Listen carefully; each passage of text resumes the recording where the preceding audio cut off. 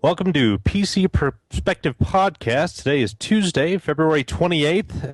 It's a little bit of a strange day for us. We're switching spots with NSFW. They're taking our spot here for tomorrow. I'm not sure how long that's going to last or if it's a one-off thing, but I'm sure that we'll figure it out here shortly. It's a one-off. If you'd like to, what's that? It's a one-off. It's a one-off. That's great to hear. Anyway, if you want to get a hold of us or contact us, you can call us at 1-888-38-PC-PER, or you can email us at podcast@pcper.com.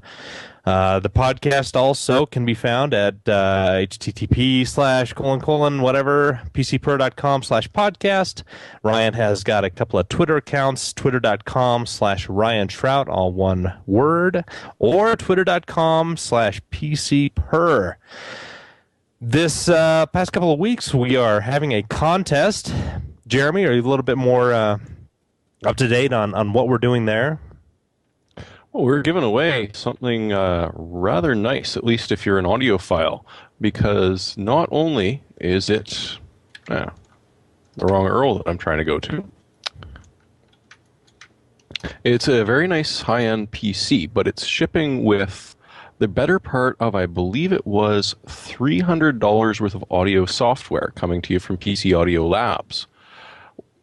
What you are getting is an Intel Core i7-3820 processor on Intel Extreme DX79TO board, quad channel memory, of course, because this is an LGA 2011, not an LGA 2011, Intel 510 series 250 gig SSD, and GTX 560 Ti card.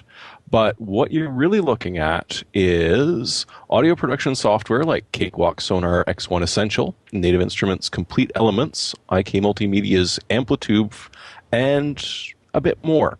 So $600 worth of software, $3,000 worth of hardware. And all you gotta do is visit PC Audio Labs' Facebook page, if you so believe in Facebook, or you can leave a comment on the thread at PC Perspective, and make sure to follow Ryan for even more chances. And if you're curious, in the chat, you can find that sweepstakes. Sounds like a pretty nice little system and software bundle for those who would be interested, thanks to those companies who have provided us with such hardware and software to be able to give to you guys, the viewers and readers of here. So the first article we're going to go into is one that Lee Garbu, aka RoboCop, RoboMaster, I can't remember.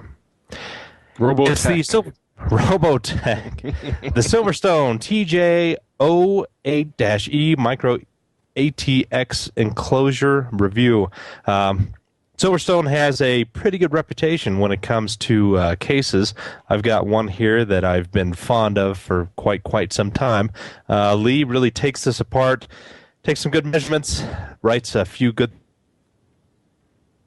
things about it. It gets an editor's choice.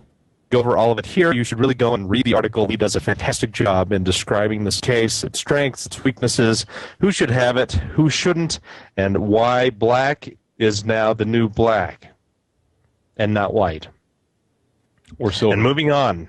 No, go ahead, Jeremy. No, black is not the new silver. Stone. But Which I understand this. For our next article, it's something that I wrote about. Asus, over the past several months, have sent us quite a few cards, and I did two different roundups. A couple weeks back, I covered the NVIDIA-based DirectCU products. Overall, I was very impressed with them. There was some interesting aspects to it that, while were effective, I was not entirely fond of. Now, today, I took a look at AMD's versions of the DirectCU and DirectCU 2. It was comprised of the 6850, the 6870, the 6950, and 6970 cards. Now, even though we're going on to the Radeon HD 7000 series cards, these are still for sale, they're still being offered, and these are still some pretty good quality products. Now, a few years back, we rarely saw video cards with any kind of specialty cooling. It was something that it was kind of one-off, and certainly we had some products from like BFG. They had some of the first water blocks on their for retail cards that you can get, but these were typically priced quite a bit higher. A couple of years back, MSI, I think, really, at least in my opinion, they really raised the bar on aftermarket cooling for their cards. And even though they didn't sell these products by themselves, the cooling portion, they integrated them into their product offerings. And these were the original super pipes that was a joke for many, many years around here. But they have turned those into the twin frozers, and Asus is getting into it as well, and they have been. And their first high-end offerings were the DirectCU. Now, DirectCU stands for Direct Copper Interface. They have these copper heat pipes they kind of mush down and scrunch in, and they have those actually touching the GPU rather than having like a cold plate made of aluminum or copper with the heat pipe sandwiched in between there. So to some it was a lot more efficient than other products around, and they built an entire lineup around this idea. Two examples of the DirectCU products I have here. This is the original DirectCU, and it's a one fan. It's a pretty hefty cooler. I mean, it's two slots. It's an 80 millimeter fan. It's got a nice backplate that acts as not just a heatsink, but it also stiffens up the card so that when it's hanging in this kind of orientation in a tower case, it's not going to warp the PCB. I don't know if people remember having video cards that would have a nice wave to them, where the heatsink was, or anything of any kind of import was attached to it. This is something that is getting away from. The 6870 is slightly overclocked. In fact, I think all of these products are just slightly overclocked. But where the real happiness comes is that their overclocking ability over that is pretty significant. And with the DirectCU cooling, the heat production stays at a pretty much a minimum level. Now, if we look at reference boards, we see that their temperatures often go above 90 degrees Celsius, sometimes 95 plus. Some real extreme products can handle up to 102 to 105 degrees Celsius. Now that's just too hot. I mean, that's cooking eggs on your video card, and that's not good. With these, I never saw heat go up above 72 degrees Celsius. So they did their jobs. They're pretty good quality parts. Now, this other one I'm holding up is one of the DirectCU 2 lines. These are a little bit heftier. They've got the twin fans. These are 80 millimeter fans. They've got two separate heat sinks in there, and the two separate heat sinks are connected by the heat pipes that directly touch the GPU. The problem with this card, of course, again, for me, is that it's a triple slot monster. It's just absolutely massive. Now, it's got a lot of ports, though. That's the thing that I was going to get to. The one positive thing about this is that Asus has done something unique that nobody else has really done, at least with the AMD side. And we haven't seen this since, I think it was the HD 5870 Crossfire edition, or not Crossfire, but the Infinity edition, where you're able to drive 6 monitors from a single card. Now, those were all mini DisplayPort. You had to have some huge amount of external adapters to do this. Well, this one's a little bit different. This DVI slot is a dual-link DVI, but if you toggle, and it's going to be hard if you can see this here, but there's a little switch here that you're not going to be able to see it. There's a little switch here that you toggle back and forth. And this toggles it between dual-link DVI and a non-working DisplayPort, but if you toggle it to single-link DVI, this DisplayPort then becomes active. And you can drive 6 monitors through this card. And these are full-size DisplayPort ports, and it can do a more than adequate job of driving those. But if you're looking into heavy-duty 3D gaming, you're going to at least need another one of the cards in Crossfire to get it to go fast. A single one will not drive like 6 monitors at the native resolution in ultra quality in titles like Dirt 3 or Battlefield 3. So if you're going to go with that kind of extreme gaming, you really have to think out your buy a little bit better and exactly what you're going to be playing. Otherwise, two of these in Crossfire and driving three monitors, it's going to do perfectly fine in the vast majority of games. You may have to cut back on some quality settings, but it's not nearly as hard, obviously, as driving six stinking monitors at 1920 by 1200 or 1080p. Overall, all of the boards performed as they should. They overclocked well. They stayed extremely cool, even under load and under overclock speeds.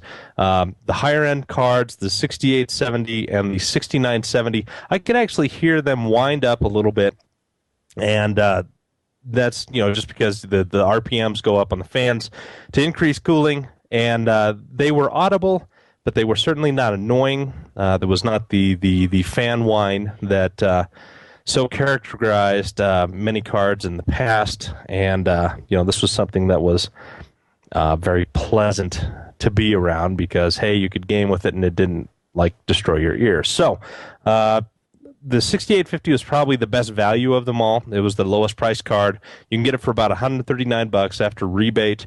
It stayed very, very cool. It could overclock pretty high, and build quality is good. Silver award went to the 6870 again. It was a great combination of price and cooling performance. The 6950 got our editor's choice. The price on that is not bad. It's like about $289. That's before rebates. The 3970 was just a little bit out of there. I didn't feel like giving it an award. Plus, it's very, very hard to get a hold of anymore. But again, Asus has done a nice job with these cards, even though they take up 3 stinking slots on your computer. Do you guys have any thoughts about these whatsoever? Jeremy? It's so big. So Alan first. I had a generic crossfire-ish question, right? If you're so worried about ports or how many screens you're going to hook up to this thing, if you're going to get 2 of these boards, and if you do get 2, you're probably not necessarily going to get 2 of those monsters, right? Is it? I mean, you can share monitors across the Crossfire. You can have AMD 2. does not. AMD What doesn't can you do? support that, kind of like NVIDIA does. NVIDIA has.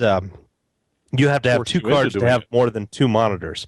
I don't think that when AMD cards are slapped together, you could drive 12 monitors from it. I don't think that their software supports that. Is that what you mean by sharing monitors in between the cards? I guess that's what my question was do you have to really have, I guess the way you're describing it, you have to have, if you plan to drive 6 screens, then you have to have at least one card that can just drive all 6. Correct. Yeah, I do not believe that their software supports sharing multiple monitors, at least in Infinity mode. Now, if you're just running, multi-monitor from Windows, yeah, you can have up to 12 stinking monitors coming off of 2 boards of this type. But when you're talking about Infinity, sharing the same 3D screen save space, you need to have them all, I believe, coming off of one card. Okay. Jeremy? I love this. I love the Switch. That Switch is honestly just a great idea, as long as it's not terribly mechanical and is going to break on you eventually. But there's a lot of people who never use a dual link DVI. It never occurs to them that they're going to need it, especially when you're trying to push a whole bunch of different monitors. You're not going for the resolution on a single one that's going to need that. For those that don't know, the dual link, the resolution you need for dual link is basically a 30-inch. Yeah, the 2560 by 1600 is dual link. Single link will drive up to 1920 by 1200. So in this case, if you're going to be running 6 monitors, you're probably going to get either the 1200 or the 1080p's out there, rather than having 2 1600p, well, 6 1600p monitors and spend, good lord, $6,600 on just monitors alone. Well, and I can't afford that. You'd need active DisplayPort connectors to drive that high as well. I mean, the add-ons for that would just be insane. Yeah. At least, but on the other hand, if you could do it, Hey, why More power not? to you. Yeah, yeah. Just don't Well- plan on putting more than 2 of these in a system. Unless you're buying like an EATX server case and a really big Yeah, yeah. I mean, motherboards such as the Asus Crossfire 5 or Crosshair 5. There's Sabertooth 990FX. These will support up to 3 of these cards. They have the PCI, the PEG slots space that you can have 3 triple slot cards in those motherboards, and I can't remember which ones on the Intel side, but there are several. But yeah, the problem is you've got to have a monster case that's going to support probably more than those 9 expansion slots, because invariably, the motherboards move the slots up and down from where they should be lined up. So yeah, you've got to have a pretty hefty case to even support 2 of them, much less all 3. But moving on, I also wrote a little something about AMD. They have updated their FX line of processors. They have released 2 new, the FX 4170, which is a dual module 4-core product running at a blistering 4.2 gigahertz. This is the first official 4+ gigahertz commercially available, consumer-oriented processor that you can buy hopefully soon. And it's got a turbo speed of a whopping 4.3 gigahertz. So yeah, the turbo does not go up very high on this product. The original 4100 was a 95-watt TDP part, and this new one is 125-watt TDP. So you're taking a pretty hefty jump in there. Now, we don't have any benchmarks from this one, so as far as I know, AMD is not going to be sampling any kind of review sites with these products. So that's kind of a bummer. We're going to see what we can do to get a hold of one and see exactly how well it runs, if it overclocks with a damn, or even if this is a new stepping of the Bulldozer core that we've kind of been expecting and at least hoping for. It's not a pile driver revision, which is what Trinity is based on. But we were hoping for, kind of a minor revision to clear up some of the issues that we have seen with this. The second FX processor is the FX 6200. Now, this is a 3-module part, which means it's 6-core. It runs at a pretty impressive 3.8 gigahertz, and it has a turbo mode, I believe, up to 4.2 gigahertz. It's another 125-watt part, as compared to the previous version, the 6100, which is a 95-watter. So these should be available soon. AMD did not provide us with any kind of pricing information. They said that rollout will depend on region, and so they don't even know when we're going to be seeing it. And we kind of look at this and we see how AMD was in the past. I mean, whenever we had any kind of increases in speed, I mean, they usually released a handful of chips out, and they provided everybody and their dog with samples to get a good review out. They did this with the Phenom 2 parts, the Athlon 2 parts. But now, with this new management and them basically sacking pretty much the entire PR department, they're apparently choosing a different path. Now, I can jokingly say, no news is good news, and by not sending out any review samples, you won't ever have to deal with any negative reviews of your products. But at the same time, if people are curious about these to see how they perform, they're looking into the unknown. And I think that for the most part, because you can find pretty much anything on the internet, this may backfire on AMD, that more people will shy away from it and go to the Intel i5 2500K parts, for example, instead of, saving a few bucks on motherboard and processor and attempting to go with one of these, just because they simply cannot find any results whatsoever for these particular parts. And I think that is a little bit scary for AMD, but apparently they do not feel the same way as I do. Now, another thing that could be happening is they're trying to get away from AM3 Plus as soon as possible and go with the FM, I believe it's called the FM2 socket, that will be supporting Trinity and the later on revisions of their APUs. I think that AMD does in fact want to go more towards APUs rather than the standalone CPUs without integrated graphics that we find on the AM3 Plus platform. So it's going to be interesting to see where we go in the next 6 months. Trinity is probably going to be released here, I believe at the end of April or possibly end of May around Computex time. That is still kind of up in the air. We're still not entirely sure when we'll see it. I have a feeling we will see the mobile versions first and then the desktop versions around Computex. But it's kind of a big time situation for AMD. I know I didn't say that very well, but they're at a real tipping point. Things could go very, very well for them. They could really get into the whole ARM ecosystem with where they're going with in terms of mobile and some of the things that we heard from their financial analyst day. And you guys have any other thoughts on this one? Well, I mean, I think we're going to see the exact results that we saw from the insanely overclocked parts that we saw when Bulldozer first started coming out.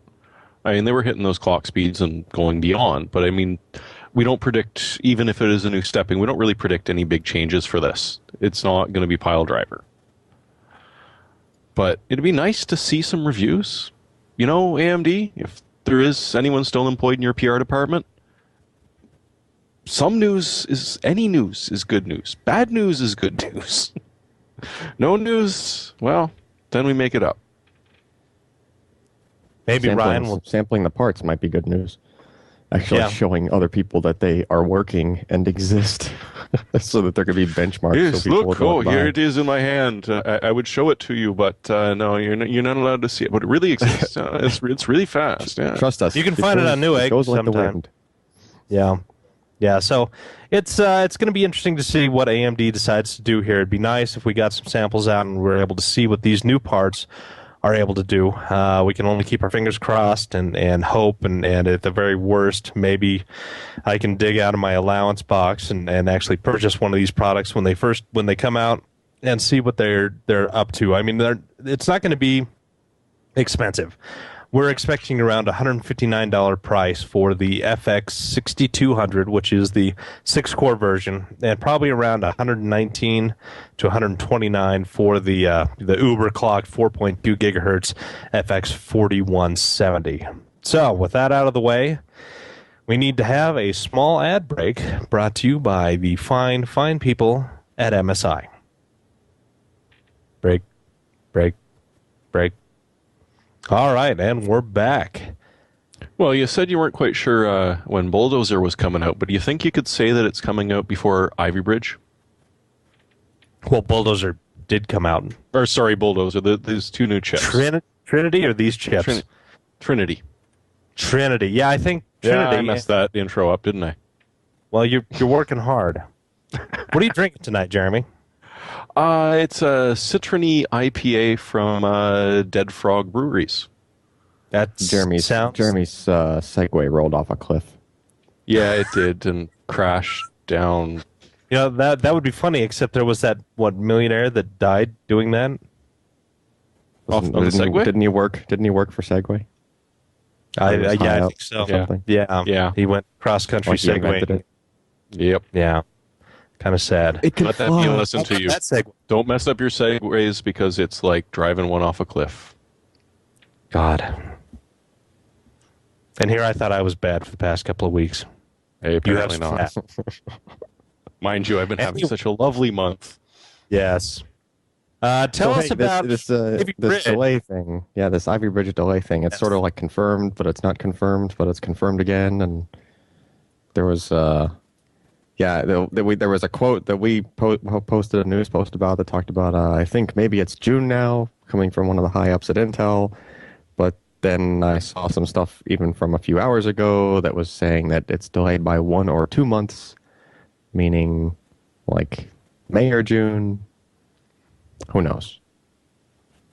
Well, I think the problem is that we've seen a bit of a decline in the PC market, and Intel has had fantastic results from their 32 nanometer and probably 22 nanometer fabrication processes, and so they have a lot of product out on the market that their partners already have, the partners want to get rid of, And so Intel's probably holding back on Ivy Bridge because they're going to be making these parts for quite some time, at least the next 2.5, 3 years.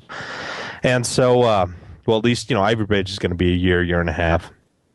But Sandy Bridge is, I mean, their production is winding down, and they're trying to stop it. And again, the partners have a lot of these parts because they probably over-ordered in Q3, where things were looking a little bit rosier before the great floods of Thailand kind of drove prices up to the ceiling due to hard drive scarcity.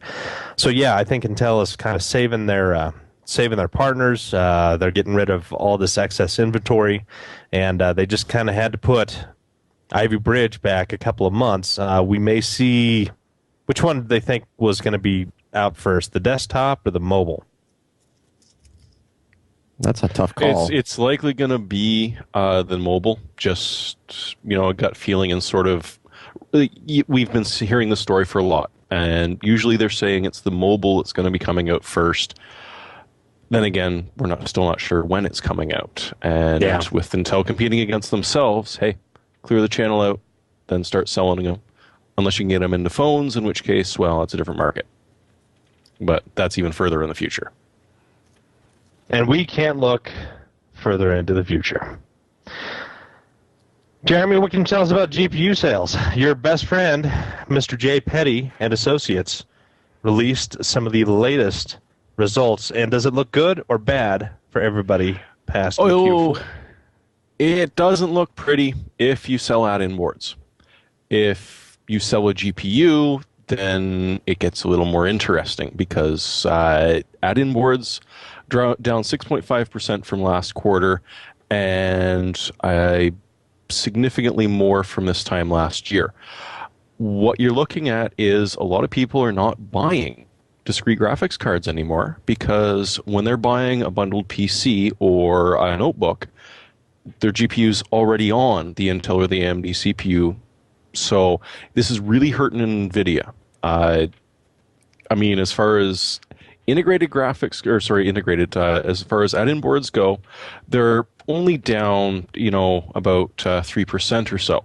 But when you look at total GPU sales, which takes into account heterogeneous processors or amalgamated or whatever you want to call them, the GPU, CPUs, they're now taking a huge hit where they've gone from about 22% down to 15% because John Petty's got to figure out a way where graphics cards aren't just graphics cards anymore, and integrated graphics, well, you can pretty much ignore that completely because no one's really buying integrated graphics except for, strangely enough, a portion of China picked up a new notebook came out that was using NVIDIA integrated graphics. So believe it or not, they're actually still in the integrated graphics market and actually showed a profit this year.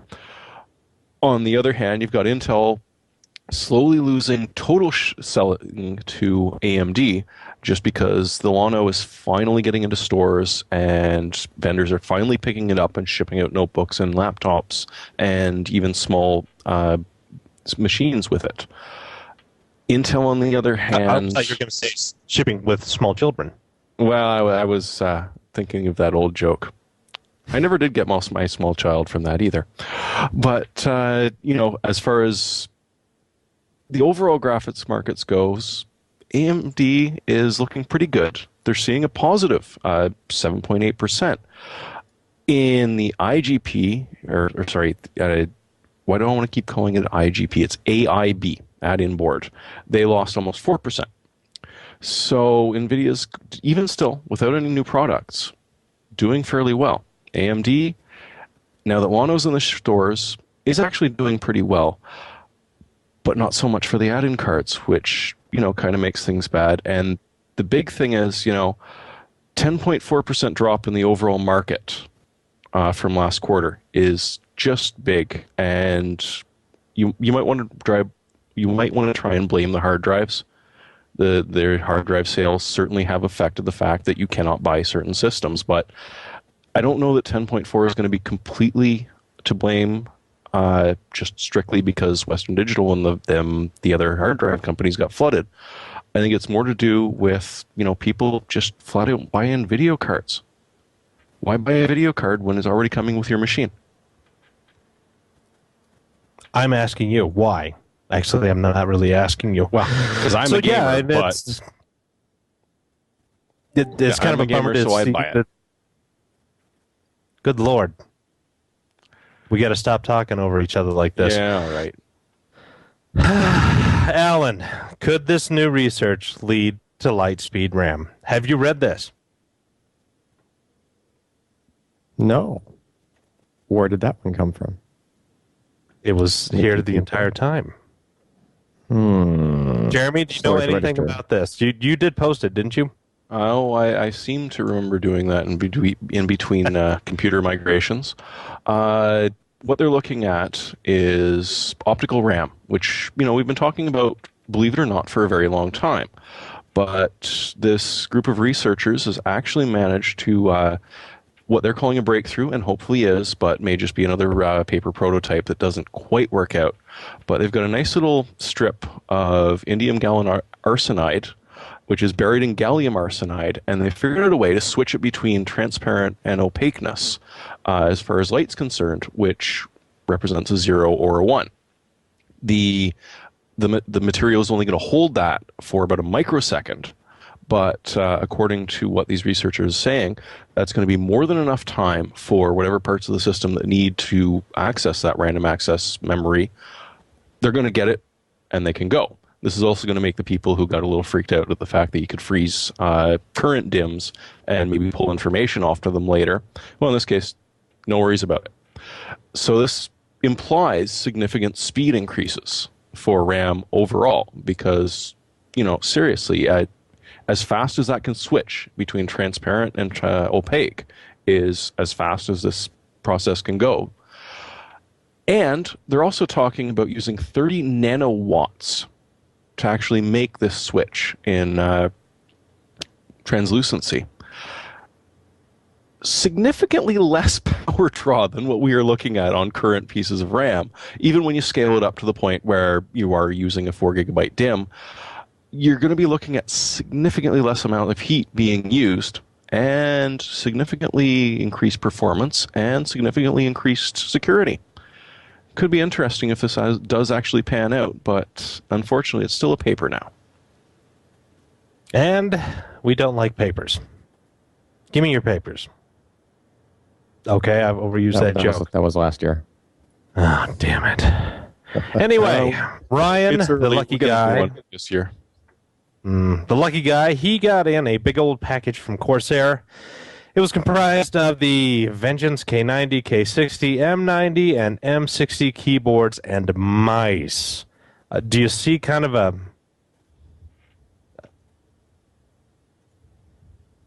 I didn't cut off. I just couldn't think of what I was saying.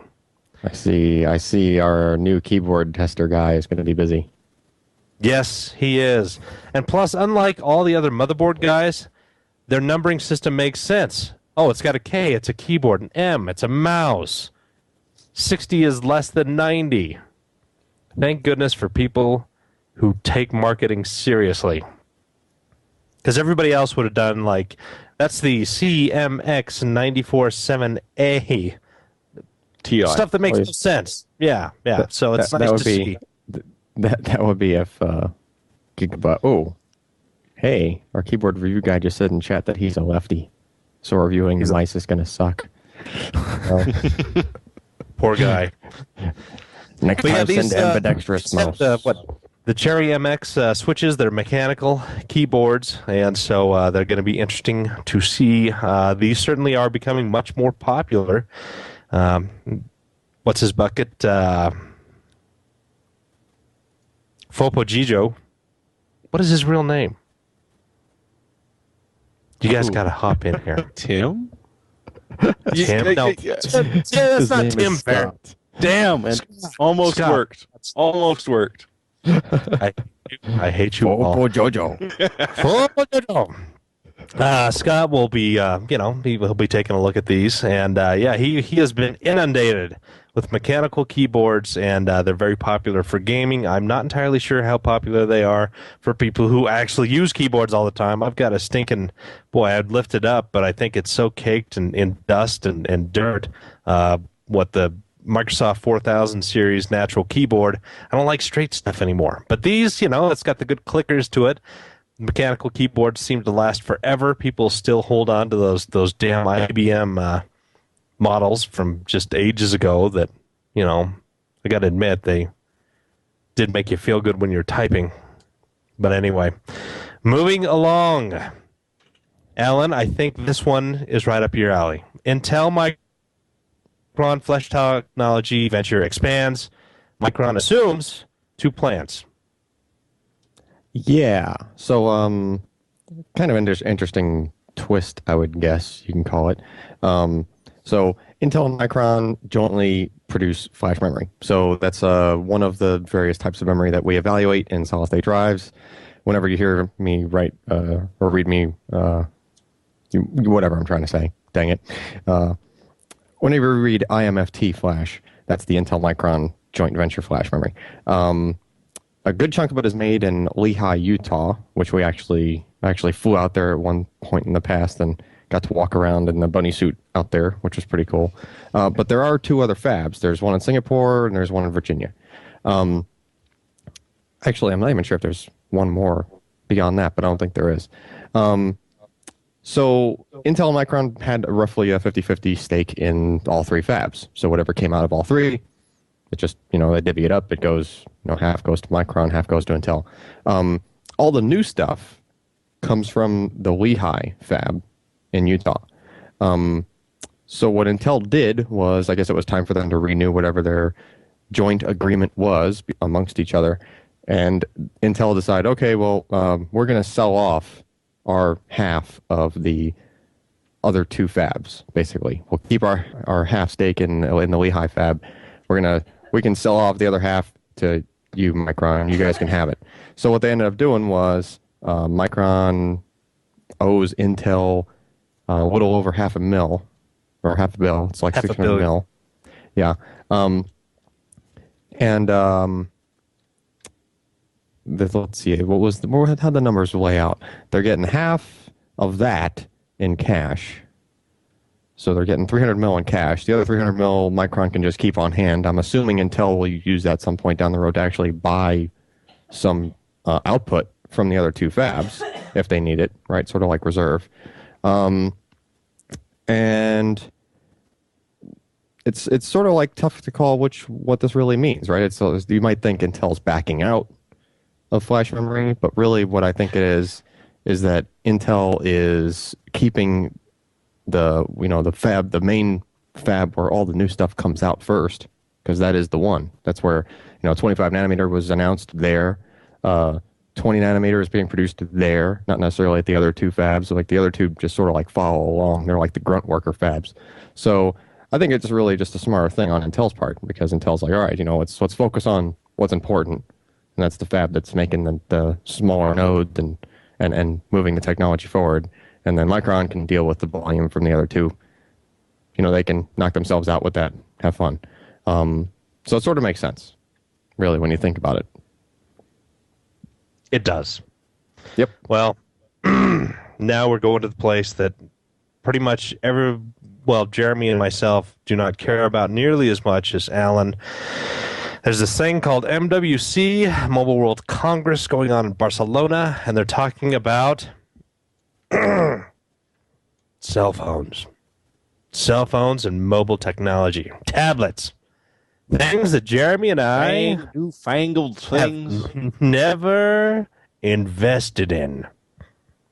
But I get all the signals I need from up here. I don't have of me and those radio waves.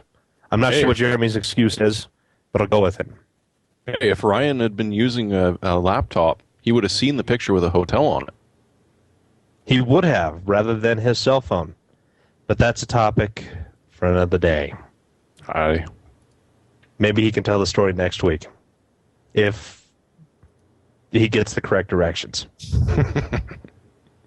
But anyway, Qualcomm, they shipped the most amount of smartphone and tablet GPUs in 2011. If you hear anybody talk, namely like NVIDIA, Intel, they say, yeah, we're no longer competing with AMD. The person we're primarily competing with is Qualcomm. Qualcomm has something like 40% of the market when it comes to smartphone CPUs and their attached GPUs. And of course, the irony here, or was it Qualcomm or TI that I think it was Qualcomm that bought AMD's mobile graphics section, and they have the Adreno integrated graphics for these chips. And if you switch around the words of Adreno, it spells out Radeon. True story. Peace out. But yeah, AMD made a big mistake selling them that, because Qualcomm is now enemy number one for a lot of these semiconductor manufacturers, because they sell a huge amount of processors every year into the mobile market. And people, I mean, they upgrade their mobile phones once a year, once every 2 years. When's the last time most people upgraded their PC? I mean, it takes 3 to 4 years, possibly 5. And so the amount of chips that they're sending out is absolutely stunning. Qualcomm, they're the ones to beat. I think Apple is number 2. NVIDIA, for all of their talk, they're way down at the bottom. They're supplying something like the entire market. When you've got Qualcomm sitting 40-50%, it's pretty extreme between these companies. Heading on to another thing, Samsung to compete with Tegra on quad-core CPUs. Jeremy or Alan, can you grab this one? Well, Alan is not piping up, so I guess I'm going to have to talk about Tegra. This is, I think, where NVIDIA is really betting that they're going to start making money, because, as we mentioned before, their graphics business might be doomed. Not their fault, just the way that the business is going. But what we're looking at is a variety of frequencies of Samsung chips, which are based on Is it a the 45. Exynos? Yeah, it's a 45 nanometer Exynos. And they're talking about scaling between 200 megahertz all the way up to 1.5 gigahertz, depending on what the consumer is looking for, because, of course, as the frequency scales up, your battery life really, really plummets. And it's paired with a Tegra 3, which is, as we've seen, going to suck up a lot of power as well, but offers some rather decent graphics performances for your tiny little mobile devices. What Samsung is saying is about a 26% performance increase, just because, or based against the previous generation of their Exynos parts. And it's going to be quad core, which, well, it's going to be interesting. You got 4 pixel processors and 1 geometry engine, so it could be impressive what they can do with OpenGL. On the other hand, when are you going to really need quad-core processing on your tablet or your phone? I'm asking because I don't have one. It's a good question, because I'm going to run a quick database on this. It's going to take you a while to type in those queries. Majority of mobile software is not terribly multiprocessor aware. OS is, it supports multiprocessors, but there's got to be more work to be done to be able to get it as effective as we're hoping. That's why guys like NVIDIA and Samsung, when all 4 cores running, it's running at 1.2 gigahertz. When one core is running, it's running at 1.5. They know that there's still a lot of work that just is just going to be single threaded, and the faster you go, the faster it's going to be able to go to a sleep state. So they've still got a lot of work to do, but I guess that Google is already talking about Android 5, which is Jelly Bean? Is that what they're calling it? I think so, but yet. Not entirely sure. So yeah, it's going to be nice. We're going to have multiple quad-core and dual-core offerings at 28 nanometers, 40 nanometers, and 45 nanometers. Samsung, everybody else, they're still trying to catch that giant that we call Qualcomm. And there's actually another interesting individual. Everybody else. Huawei, is that how you pronounce it? I have That's no idea. a Chinese company. It's one of the larger Huawei. The Chinese kind of telecom spin-off R&D groups. They are making their own ARM 9, the A9 Cortex-based processors up to quad-core. They're going to throw in as much graphics power as possible. They're bragging that this is going to be the lowest power consumption. It's going to be the lowest die size, all kinds of extra things that they're pleased about. And I mean, they're aiming directly at the Tegra and the Qualcomm Crate-based processors. With these products, we have yet to see any kind of benchmarks on this to see if any of this holds water. They do have samples out. I believe that they've got some of their phones that they will be, I think, primarily releasing only in China. But that's not a bad thing because China's got 1.5 billion people who want to have cell phones, and that's a rather large market to be able to address. So we're going to see what they're going to do. We'll eventually get some numbers here in the next couple of months. But again, it's another group who is pushing hard to sell their products in this ever-growing and very important market. Next. I hear new Nokia phones are pretty much indestructible, right? I don't have one. You've never had a Nokia phone? Nope. The ones where you drop it on the stairs and it breaks the stairway?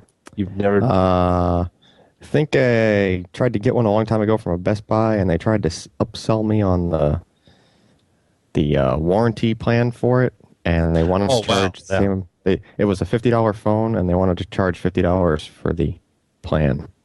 Yeah, that doesn't sound good. Well, Nokia is still making some waves. They kind of dropped off the radar there for a while. You know, Finland's favorite largest company, and they're making some waves in that they've kind of attached themselves to the side of Microsoft, and they're going to be the world's largest Windows Phone OS smartphone vendor. Wait, they were the largest Windows Phone OS vendor in Q4 of 2011. Do you know anything more about this, Jeremy? I just, I hate cell phones. Yes, I can't agree more. But yeah, Nokia is doing not too bad. And I mean, hey, betting on the Windows 7 phone OS was a big go because it's not. It's not really a cell phone operating system. It's barely an HTPC operating system. On the other hand, this might get their foot in the door as far as Windows 8 goes, because Windows 8 is going to be designed strictly for the cell phones, which is one of the reasons I was not impressed with the landing screen that it presented me with when I tried the beta. We shall see. Because I don't think that the Windows Phone market is going to take off until we finally actually start to see Windows 8 phones start to come out. Or I wonder how much Intel is going to help with that. Because Wintel, it's kind of dead. Well, since we won't put out our new chips until you're ready over there. Well, Orange is making that's the next story. In fact, Orange is making an Atom Take it away. Atom powered. Let's see, what's it called? Is there a model name for this guy? The Atom Z2460. Oh, that's the name of the chip. I was ready to accuse them of being Gigabyte. All right. So yeah, Orange is making the Orange Santa Clara. That's the name of the phone. It's going to have an Atom CPU, 16 gig of flash memory. It's going to run Android 2.3, and it'll be upgradable to 4.0, which is ice cream sandwich, right? Yeah. Correct. I don't know. I don't follow a lot of the Android stuff. Yeah, Orange is a rather large telecommunications company in France, and I believe have they gone into England and India at all? But they're still one of the larger ones in Europe, and so them putting out an Intel phone is kind of big, and they're cross branded, both Orange and Intel. So you've got the Intel Inside thing on the back, and this big orange square that's a circle, but I'm trying to do a square. And I'm failing poorly. But anyway, we had heard from a couple of weeks ago when we were at CES, Lenovo. They have the K series of phones. They were the first of the big manufacturers to announce that they were going to have Intel phones. Motorola was going to do it, and then Motorola got gobbled by Google. Damn it. Sounds like Why didn't I fun. think of that earlier? But anyway, so yeah, this is another big win for Intel. We're going to see how well their Atoms do in a marketplace that is simply dominated by ARM, and we can go on for hours of why ARM is better than x86 and these power envelopes. But we will save that again for another day because hey, it's getting late, and we've got 3 more stories to do. So Asus, everybody's favorite company, Asus. I should do lifts, deadlifts with these damn things because they're so heavy. Asus. Those are some expensive unveiled- weights, Josh. Yes, they are. I can make a really expensive brick house out of them. They unveil the Infinity tablets and dockable smartphone. I have not yet read any of these MWCs. Why don't you guys take it away? Well, Jeremy.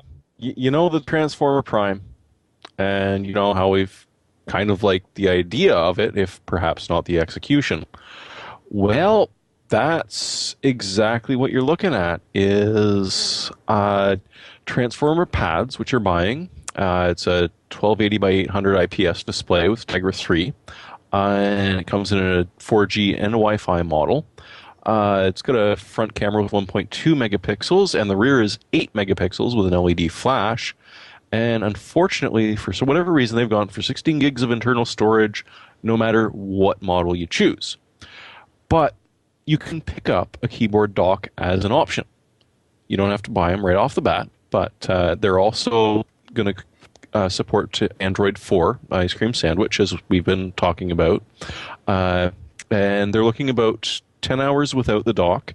And the dock, well, doesn't actually have a battery on it, so apart from plugging it in, it's going to be about the same. But that's just the tablets, which we've become familiar with. They've also got the unfortunately named Pad phone. I think she was one of the better actresses in those horrible Star Wars movies, wasn't she? But it's a 4.3-inch smartphone, which now gets a Pad phone station. So you can now plug your phone into a tablet, essentially form factor, a 10.1-inch tablet at 1280 by 800, with even better camera, with the exact same cameras, and a pair of speakers. So, as far as functionality goes, you sort of slot your phone into the bottom of this tab, a little thing pops up, and hey, away you go. Now, if the phone, which has a 1.5 gigahertz Snapdragon processor and up to 64 gigabytes of storage, apparently, it's going to be interesting to see if the phone is actually going to be useful pushing a 10.1-inch tablet form factor when at the same time you can feed it out to a TV and still control it with a phone. Or at least that's what the commercials tell me. So You I know don't what's know. really bad about this? Have you ever tried to answer a tablet? Oh! Wait, wasn't there a company that tried to do that? Gaming pad and phone in one. Engage, wasn't it called? Something like that. Yeah. I know that Asus had talked about this kind of form factor, in somewhat nebulous terms a couple of years ago, but it looks like they're gonna give it a shot, and I like the idea. I mean, make this pretty powerful little phone, slot into a tablet, and you get a tablet, and it's all powered by the same damn thing. All your files are on there. It seems like a nice idea. I'm curious how many people actually adopt it rather than just have a tablet of their own as well as a cell phone. So it's going to be interesting to see. Our next story, lots of industry support for NVIDIA Direct Touch. Now, if you remember, NVIDIA has the Tegra 3 processor, which is a 4+1 processor. It's got the 4 regular cores, and then it's got the 1 companion cube core that is made with a slightly different mix of processed materials. It doesn't run as fast, but it pulls very, very little amount of power. Now, when you're in full power mode and you're using the main cores, NVIDIA has created kind of a software suite that allows you to use the companion core as the direct touch controller. Now, instead of having another chip on the PCB that handles all the finger gestures and touch on these, all of it is just software based, and it runs on this, lower speed but very, very energy efficient processor.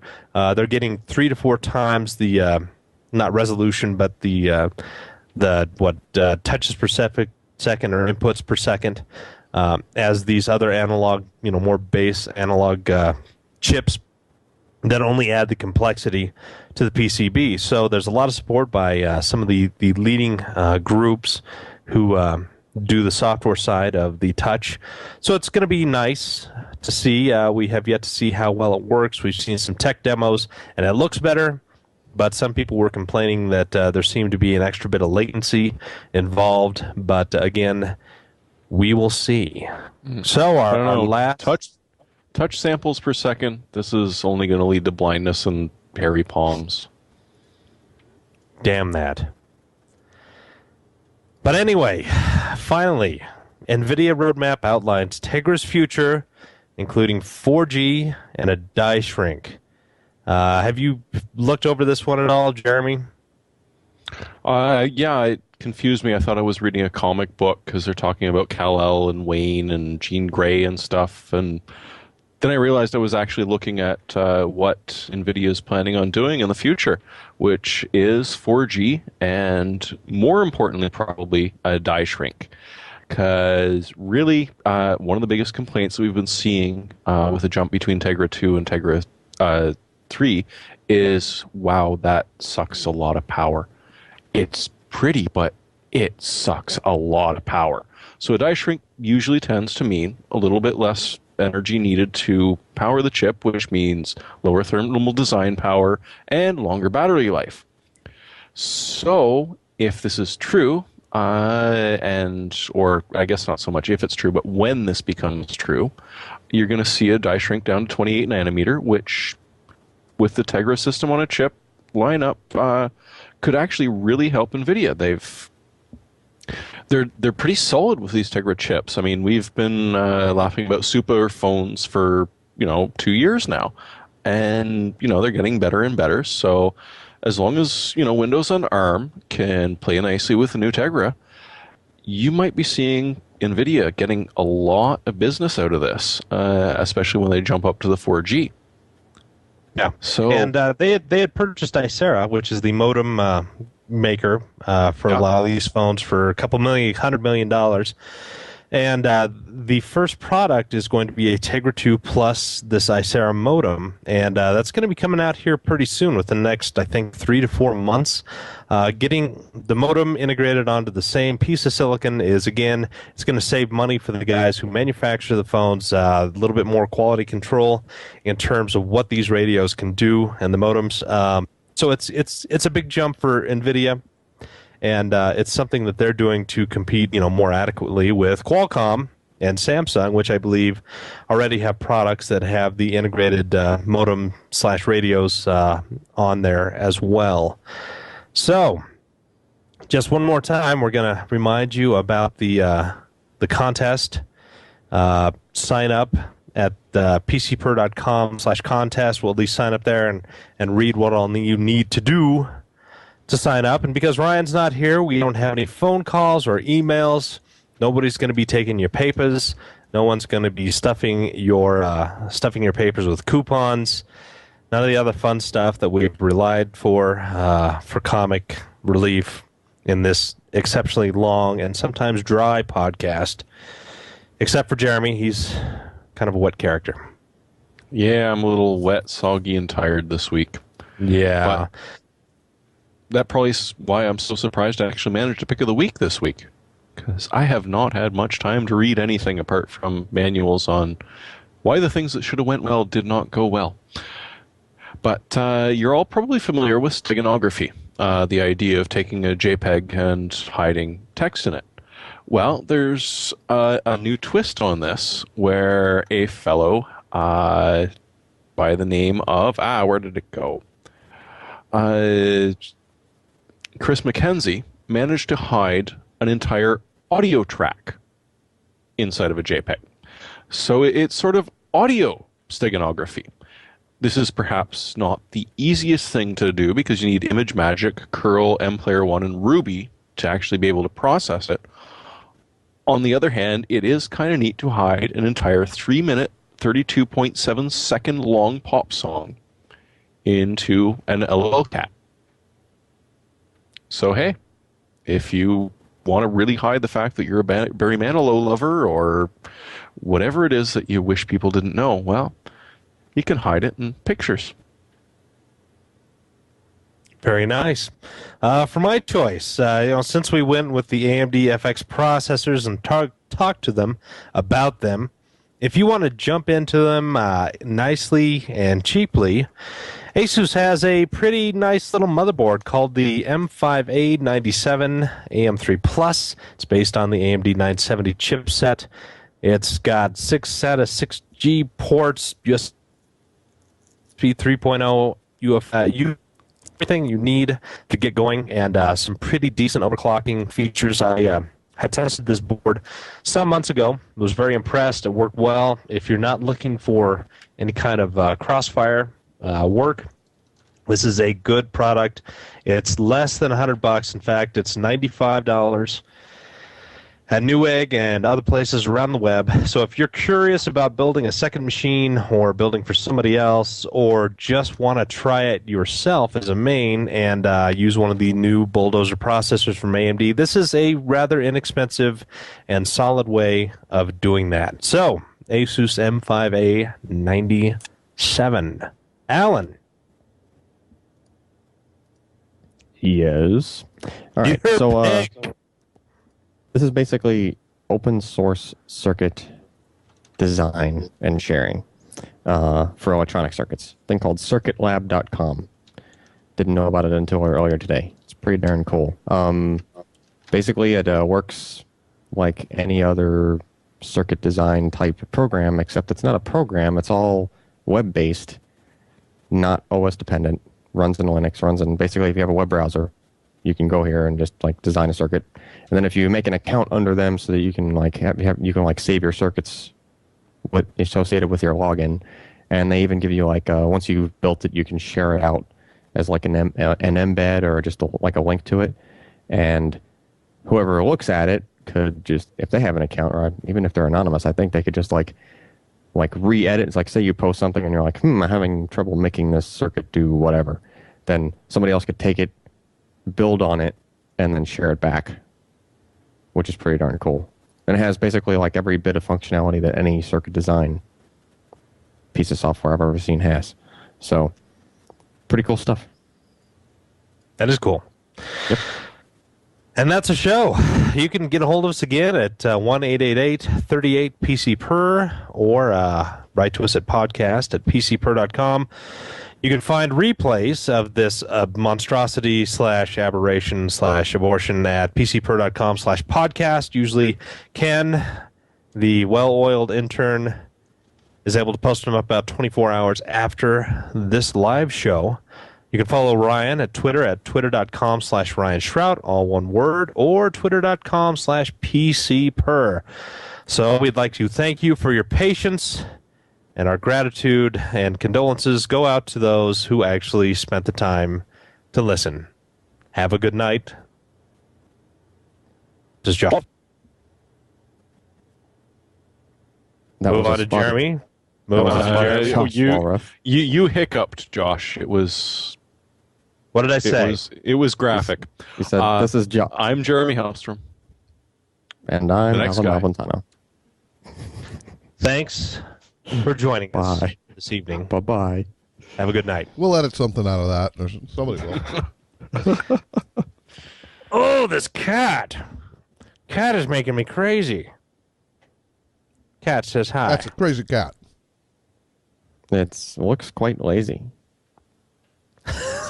It's like I'm sleeping. It's Big Kitty. Yeah, I've got two really large cats. And no jokes, please. My wife is very sensitive. Luckily, you're on headphones. Well, one, she's not here, and two, it is speakers, so. Oh. Yeah. Thank goodness for offices in the back part of the house. Anyway, anything else you guys want to talk about? That's it. Yeah, Ryan's at an Asus deal in Dallas. He flew in, and Asus didn't have a car waiting for him, and they failed to write in an email which hotel the thing was at. And so he's trying to get a hold of people. Nobody's answering, and he's just sitting in Dallas-Fort Worth with this sinking feeling. You know, there are thousands of hotels in Dallas. Where in the hell am I going to go?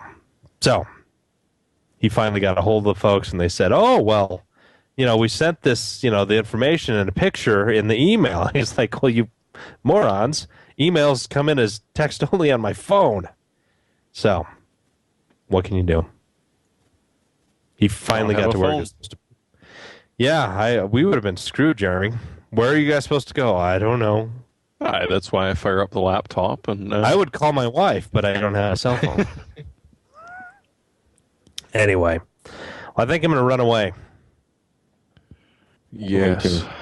Thank you for running the board on an off night. You're welcome. A pleasure as always. All right. Well, you guys have a good night. Thanks to all the listeners. And I'm